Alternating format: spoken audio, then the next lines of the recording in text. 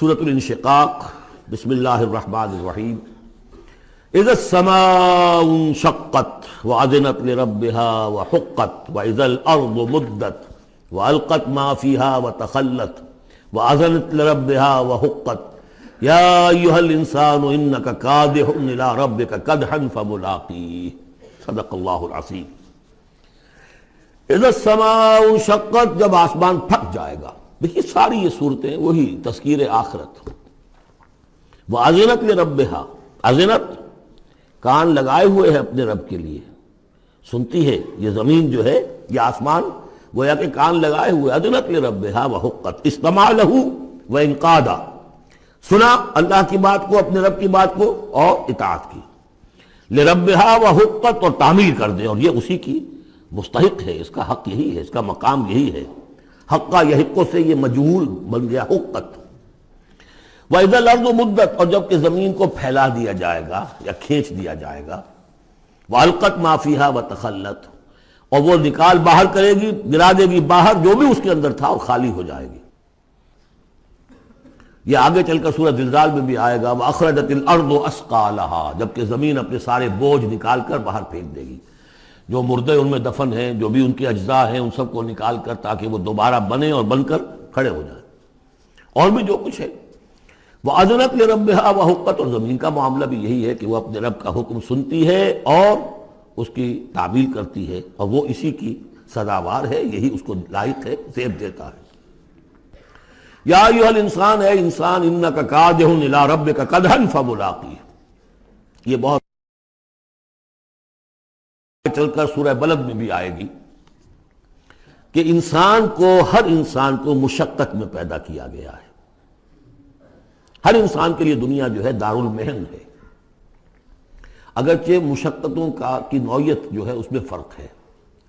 کسی کی جسمانی مشقت زیادہ ہے، وہ کسی چلائی ہے، اس نے اینٹیں ڈھوئی ہیں، ہل چلایا ہے، پھر وہ رات کو ایسا سوتا ہے کہ اس کو صبح کی خبر دیتا ہے، اسے اس وقت بے چینی کوئی نہیں ہوتی۔ کسی کی ذہنی ہے، مل کا مالک ہے، بیٹھا ہوا ہے، پرابلم، وہ رات کو بھی پیچھا نہیں چھوڑتے وہ پرابلمز، پھر اسے ہپنوٹکس چاہیے، اسے کوئی اور سیڈیٹیوز چاہیے، کسی طرح کی چیزیں، اینٹی ڈپریسنٹس چاہیے۔ ساری جو آج دنیا میں سب سے بڑی مارکیٹ جو ہے میڈیسنز میں، وہ ان دوائیوں کی ہو چکی ہے امریکہ میں۔ جو سب سے مہنگی دوائیاں وہ یہ ہیں امراض ذہنی کی۔ کن کو ہوتے ہیں یہ؟ عام طور پر جن لوگوں کے ہاں ایفلوئنس ہے۔ تو معلوم ہے کہ ہر ایک کے لیے کوفت ہے۔ پھر یہ کہ کسی کو کوئی غم ہے، کسی کو کوئی غم ہے۔ عام آدمی یہ سمجھتا میں پیدل چل رہا ہوں، اس کے پاس سائیکل ہے، یہ بڑا اچھا ہے، بہت عمدہ ہے۔ اس سائیکل والے سے پوچھئے، اسے نظر آتا ہے کار پہ جاتا ہوا، اس کو اس کی جلن ہو رہی ہے۔ کار والا جو ہے وہ دیکھتا کہ مجھ سے بہت زیادہ نئے ماڈل کی کار پہ گیا ہے، نئی کار پر زلزلاتا ہوا، اسے اس کی کوفت ہو رہی۔ تو کوفت اور یہاں پہ رنج اور محن، جس کو کہا ہے کہ قید حیات و بند غم اصل میں دونوں ایک ہیں، موت سے پہلے آدمی غم سے نجات پائے کیوں؟ اور معاملہ یہ ہے کہ موت پر بھی جب نجات نہ ملی، اب تو گھبرا کے یہ کہتے ہیں کہ مر جائیں گے، اور مر کے بھی چین نہ پایا تو کدھر جائیں گے؟ وہ جو اب جو گھبرا کے یہ کہتے ہیں، وہ تو بات آئے گی آپ کو سورہ بلد میں۔ قید حیات و بند غم اصل میں دونوں ایک ہیں، موت سے پہلے آدمی غم سے نجات پائے کیوں، یہ سورہ بلد میں ہے۔ لیکن دوسرا مرحلہ جو ہے کہ اب تو گھبرا کے یہ کہتے ہیں کہ مر جائیں گے، مر کے بھی چین نہ پایا تو کدھر جائیں گے، وہ یہاں ہے۔ یا ایھا الانسان، اے انسان، انک کادح الی ربک کدحا، تیرا مقدر یہی ہے، تکلیفیں جھیلتا ہوا، بوجھ برداشت کرتا ہوا، کوفت برداشت کرتا ہوا، تجھے ایک پر دوسری، دوسری پر تیسری کوفت اور تکلیف، اور پھر جا کر اپنے رب کے سامنے کھڑے ہونا ہے۔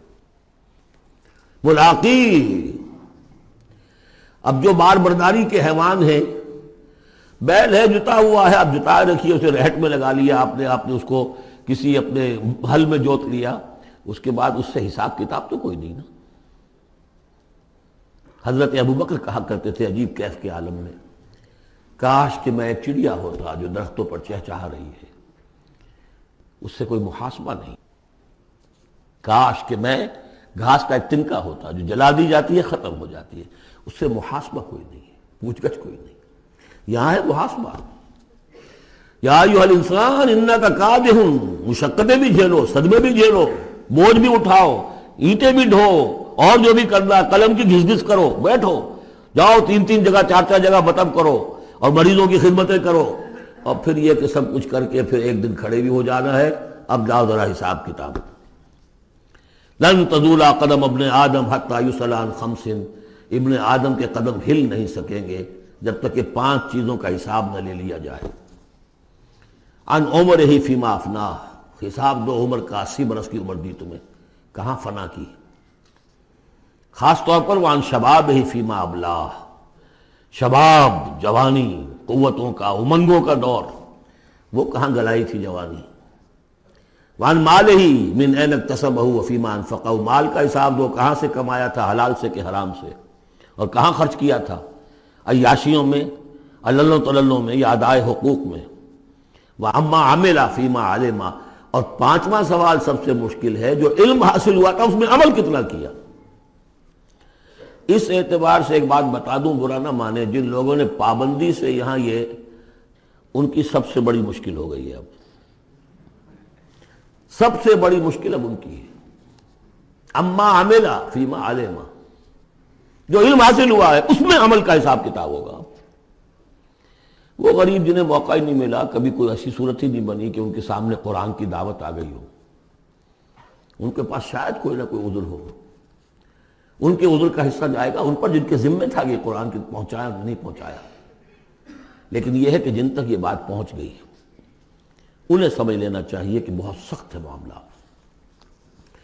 یا ایھا الانسان انک کادح الی ربک کدحا فملاقیہ فاما من اوتی کتابہ بیمینہ، تو وہ کہ جس کو دی جائے گی کتاب اس کے داہنے ہاتھ میں، فسوف یحاسب حسابا یسیرا، تو اس سے تو لیا جائے گا بہت ہی ہلکا نرم حساب۔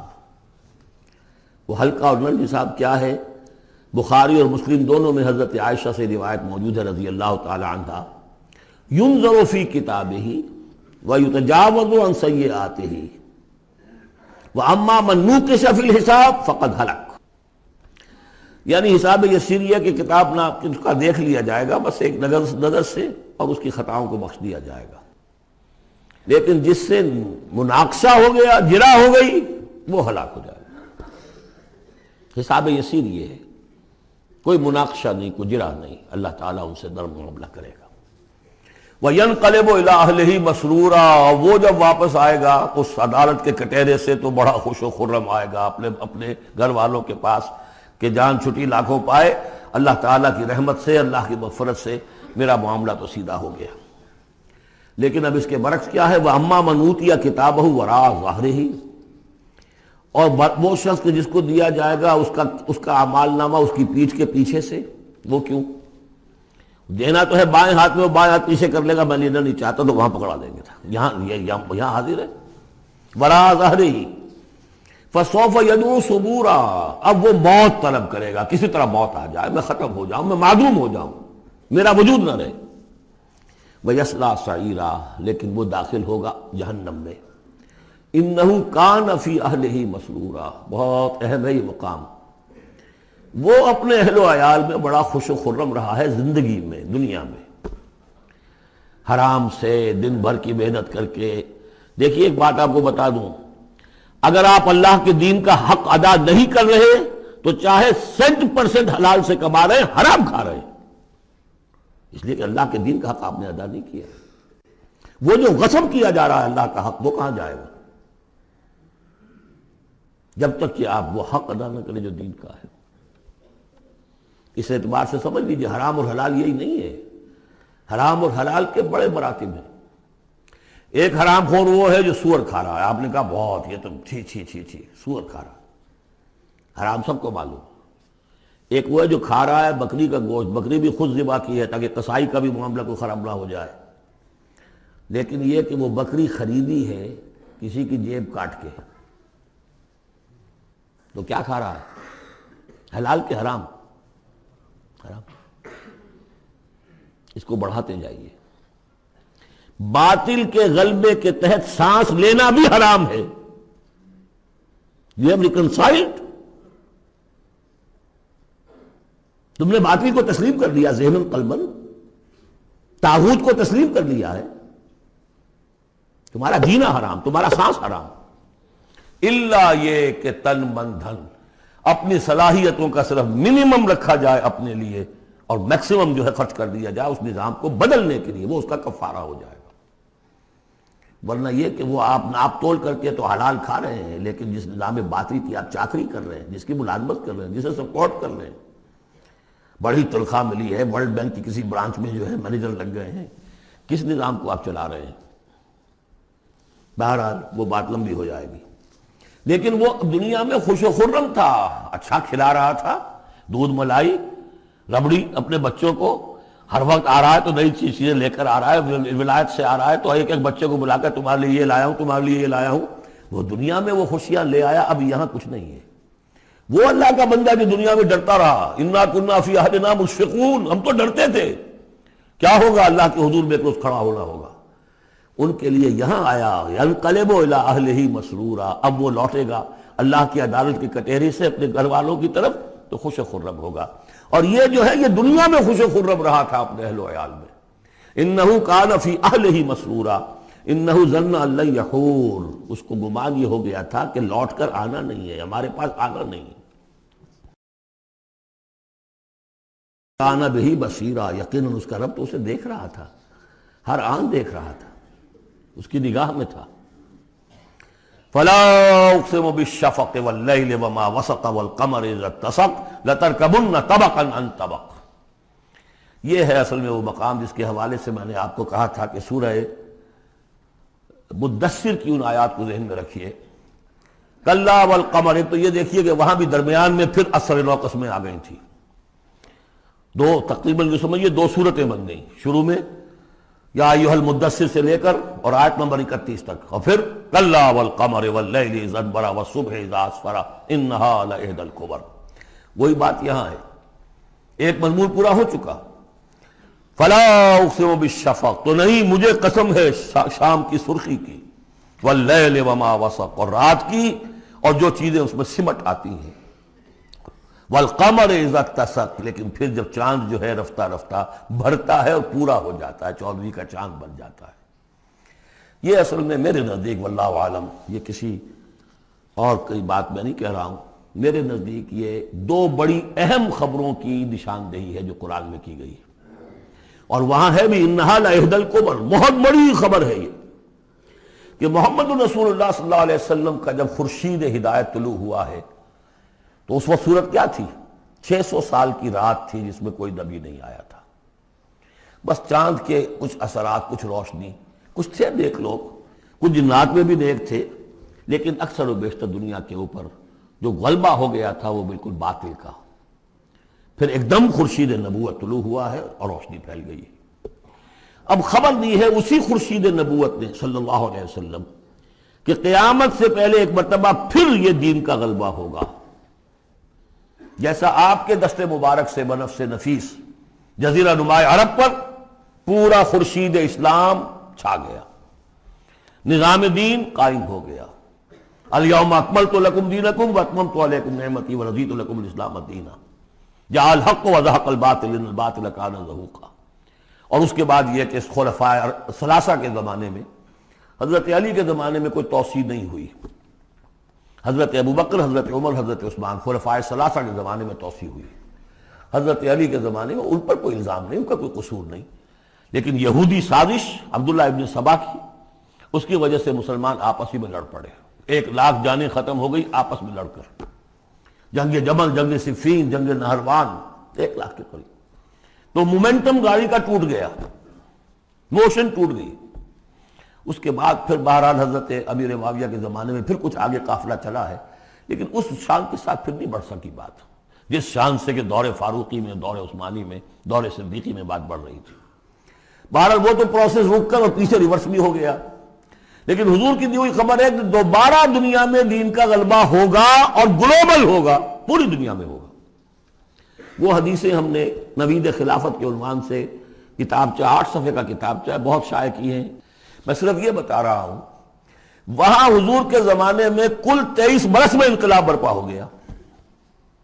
سورج ایک دم طلوع ہو جاتا، کتنی دیر لگتی ہے، طلوع ہو گیا، لیکن اب جو روشنی آئے گی وہ آئے گی تدریجاً۔ اس کی شان کیا ہوگی؟ فلا اقسم بالشفق، ایک شفق کی روشنی ہوتی ہے جب رات سورج تو غروب ہو گیا لیکن شفق ابھی ہے. وہ حال ہے اس وقت دنیا کا کہ اسلام کی روشنی غروب ہو چکی ہے، صرف شفق کی لالی سی نظر آ رہی ہے.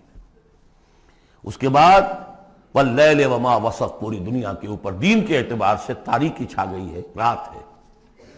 اور رات جو ہے اپنے اندر جن جن چیزوں کو سمیٹ لیتی ہے. لیکن والقمر اذا اتسق، لیکن چاند طلوع ہوتا ہے، پہلے دن، دوسرے دن، تیسرے دن بھرنا شروع ہوتا ہے، یہاں تک کہ وہ پورا ہو جاتا ہے. اب چاند کی چاندنی جو ہے وہ پھر دنیا کے اندر اس کو رات کو منور کر دیتی ہے. لَتَرْكَبُنَّ طَبَقًا عَنْ طَبَقٍ، اسی طرح تم چڑھو گے درجہ بدرجہ. یعنی اب جو تجدید دین کا کام ہوگا، اب جو اقامت دین کی جد و جہد ہوگی، اب جو دنیا میں خلافت علی منہاج النبوت کا نظام قائم ہوگا، تو وہ کسی ایک نسل میں نہیں ہو جائے گا، کسی ایک دائی یا ایک تحریک کے ذریعے سے نہیں ہو جائے گا، درجہ بدرجہ. کسی نے ایک کام کر دیا، علامہ اقبال نے ایک فکر کو واضح کر دیا کہ اسلام مذہب نہیں دین ہے، اور جدا ہو دی سیاست سے تو رہ جاتی ہے چنگیزی. یہ ایک وحدت ہے. ابوالکلام آزاد اٹھے، انہوں نے قائم کی جماعت حزب اللہ، لیکن یہ کہ کچھ مخالفتوں سے بددل ہو کر جلدی چلے گئے. پھر وہ کانگریس میں شامل ہوئے اور انہوں نے پھر جو ہے اپنی پوری زندگی جہاد حریت کی نظر کر دی. پھر مولانا مودودی اٹھے، وہ جماعت اسلامی بنائی. افسوس کہ پاکستان میں آ کر وہ یہاں کی قومی سیاست کے اندر داخل ہو کر انہوں نے بھی منزل کھوٹی کر لیا. وہ قافلہ جو ہے جیسے کہ کہیں کسی دلدل میں پھنس گیا ہے. یہ رفتہ رفتہ ہوگا، لیکن انہوں نے ایک ایک قدم بڑھایا ہے. ان سب کی کوششوں سے ایک ایک قدم بات آگے بڑھی ہے. لَتَرْكَبُنَّ طَبَقًا عَنْ طَبَقٍ، لیکن جس طرح چاند رفتہ رفتہ پہلی تاریخ سے لے کر 14ویں رات تک پورا ہو جاتا ہوگا، ہونا ہے، وہ لازماً ہوگا جس کی خبر دی ہے محمد رسول اللہ صلی اللہ علیہ وسلم نے. وَهُوَ الصَّادِقُ الْمَصْدُوقُ، ان کی دی ہوئی خبر میں کوئی جھوٹ نہیں ہو سکتا. فلا اقسم بالشفق واللیل وما وسق والقمر اذا اتسق لتركبن طبقا عن طبق فما لهم لا يؤمنون. انہیں کیا ہو گیا ہے، ایمان کیوں نہیں لاتے، کیوں نہیں مانتے؟ واذا قرئ علیہم القرآن لا یسجدون، اور جب ان پر قرآن ان پڑھ کر سنایا جاتا ہے کیا ہو گیا انہیں کہ سجدہ نہیں کرتے. بل الذین کفروا یکذبون، بجائے ایمان لانے کے یہ کافر جو ہیں یہ تو الٹا اور جھٹلا رہے ہیں. یہاں ذرا نوٹ کر دیجئے، یہ لفظ بے شمار مرتبہ آیا ہے، کفر اور تکذیب، کفر اور تکذیب. والذین کفروا بآیاتنا وکذبوا، تو کفر اور تکذیب یہ کیا صرف تکرار ہے یا اس کے اندر فرق ہے کچھ؟ کفر کے معنی ہے چھپا دینا، دبا دینا. فطرت انسانی میں جو گواہیاں موجود ہیں جو ان کو دبا رہا ہے یہ کفر ہے. ان گواہیوں کو ابھارنے کے لیے، ایکٹیویٹ کرنے کے لیے قرآن مجید کی آیات آئی، ان کی تکذیب کر رہا ہے، یہ بہت بڑا جرم ہے. یہ دو جرم علیحدہ ہیں. اپنی فطرت کے اندر جو گواہیاں مضمر ہیں انہیں چھپانا، دبانا، لیکن پھر جب آیات ربانیہ سامنے آئے ان کو جھٹلا دینا، یہ ڈھٹائی کی حد ہے. پھر والذین کفروا وکذبوا بآیاتنا اولئک اصحاب النار هم فیہا خالدون. یہ تو جو پہلا چارٹر دیا گیا تھا حضرت آدم کو خلافت عرضی کا چارج سنبھالتے وقت، اب اتر جاؤ یہاں سے، اس جنت سے جاؤ نیچے اور جا کر چارج لو زمین کا، اور وہاں کیا ہوگا؟ فَإِمَّا يَأْتِيَنَّكُم مِّنِّي هُدًى فَمَن تَبِعَ هُدَايَ فَلَا خَوْفٌ عَلَيْهِمْ وَلَا هُمْ يَحْزَنُونَ وَالَّذِينَ كَفَرُوا وَكَذَّبُوا بِآيَاتِنَا. کفر پہلا جرم اور تکذیب یہ مہا جرم. کفر تو اس وجہ سے بھی ہو سکتا ہے اس ماحول کے اثرات تھے، آپ ظہور میں رہے، آپ دبے ہوئے تھے، لیکن جب وہ روشنی آ گئی پھر اس کی تکذیب، یہ معلوم ہوا کہ اب یہ جرم جو ہے اپنی آخری حد کو پہنچ گیا. بل الذین کفروا یکذبون، یہ کافر جو ہے جھٹلا رہے ہیں. واللہ عالم بما یوعون، اور اللہ کو معلوم ہے کہ یہ کیا بھرے ہوئے ہیں اپنے ہاں. عام طور پر سمجھا ہے کہ جو انسان مال دولت نہیں، اندر ان کے بغض ہے، حسد ہے، تکبر ہے، اس کی وجہ سے یہ تکذیب کر رہے ہیں.